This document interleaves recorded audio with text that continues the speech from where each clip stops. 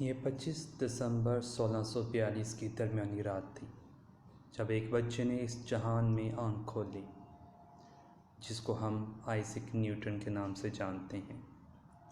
Newton کے باپ کا نام بھی آئزیک نیوٹن تھا جو اس کی پیدائش سے 3 مہینے پہلے ہی مر گیا تھا۔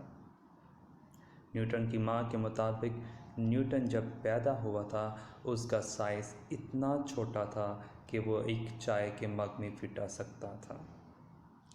نیوٹن ابھی 3 سال کا تھا جب اس کی ماں نے دوسری شادی کر لی اور نیوٹن کو اپنی ماں کی نگہداشت میں چھوڑ دیا۔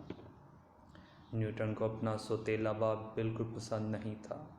اس کو لگتا تھا اس کی وجہ سے اس کی ماں اس سے دور ہو گئی ہے۔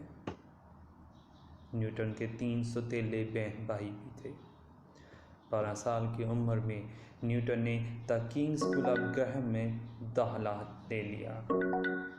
اس نے لاطینی اور یونانی زبانوں میں علم حاصل کیا اور ساتھ ساتھ ریاضیات پہ کام کرتا رہا۔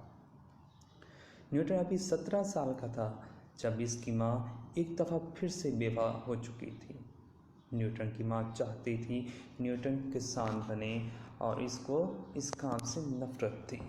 نیوٹن کے استاد نے نیوٹن کی ماں سے بات کی اور اس کو پھر سے پڑھانے پر آمادہ کیا۔ 1661 میں اس نے ٹرنیٹی کالج آف کیمبرج میں داخلہ لیا۔ 1665 میں نیوٹن نے BA